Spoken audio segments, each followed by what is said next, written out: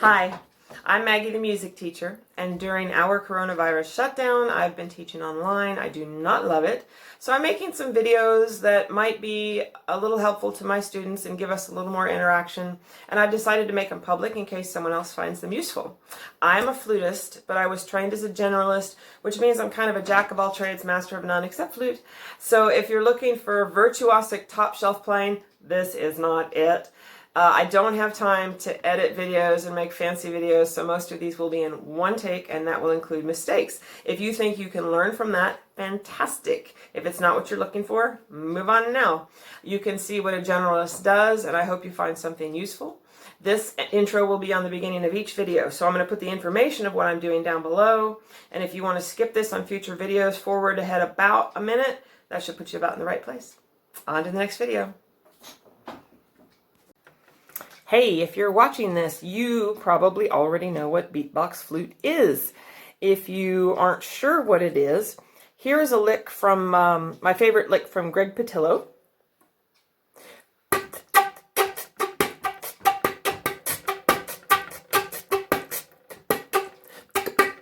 And here's my favorite lick from Nathan Lee.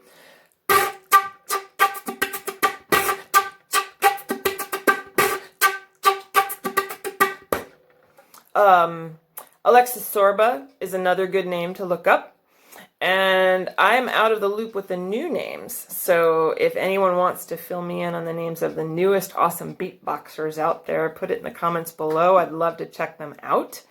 I am not good at improv. I don't improv beatbox. I'm really good at following notes, so I love Greg Patillo's stuff because he shares with us.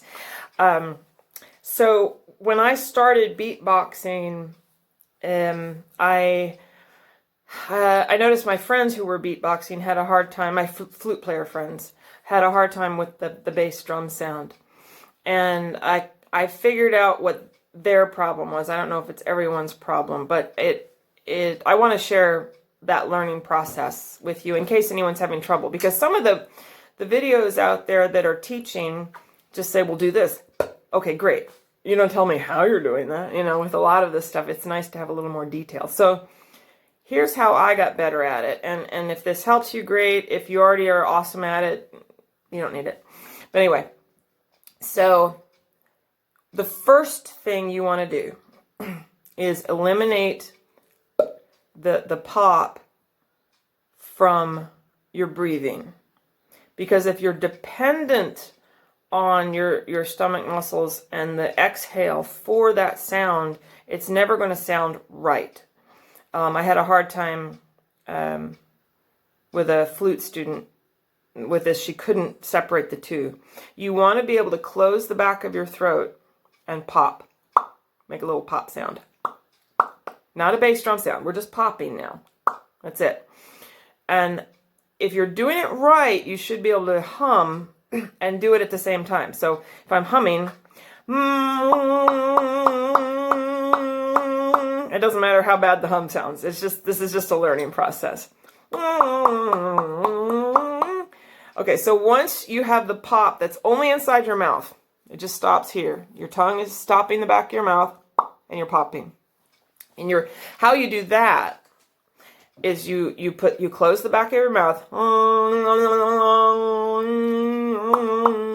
and you push the air out with your tongue. And if you notice, this helps in the learning process. If you pull your lips in and out, it's not really the right way to do it, but it helps to learn. Sorry, I had to pause the video. So back to popping. Once you can pop, experiment with changing the pitch a little bit. But once you can do that, you're going to open up a little bit. You still won't be able to breathe. You still should not be able to really breathe, but you're going to open up back further. So you can't really hum and do this at the same time, but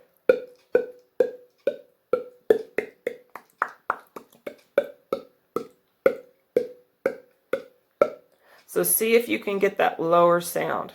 I can't. I'm going to do what everybody else does and say, just do this. Just do it. I don't know how to explain how to do that, except I'm opening up a little further back. Once you can do that, then you want to do the same thing and produce the same sound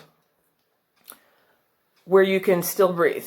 So I'm breathing, okay? My lungs are open now. I have my throat completely open all the way down.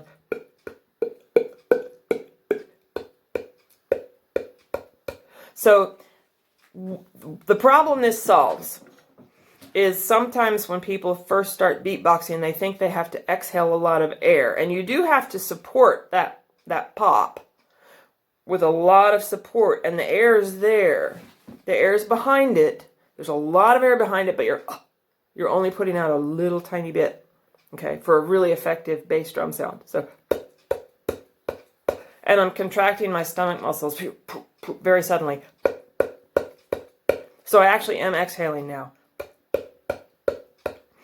Once you can do that, you'll get a bass drum sound that's not puny, but also it'll be effective on the flute. Because what you want to control it. You don't want to go, I can't even do it wrong.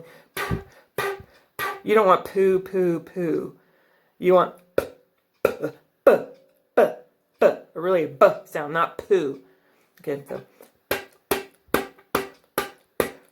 once you can control not putting a lot of air in it, then when you do want to put air in it, it's going to sound better. So you have this burst of air, and then you come down to a much smaller amount of air. You're not going unless you want to. Then you know, if you want to, that's fine. You know, like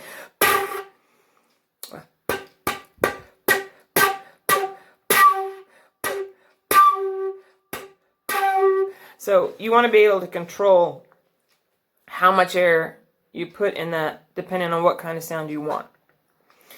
And so starting out small, just with that air in your mouth, with that pop, I think helps give you more control later. So I hope that's helpful. I hope everyone enjoys beatboxing flute. I love it. I don't do it much in public because I really just don't have time to practice, but sometimes I play with it and have fun. So have fun.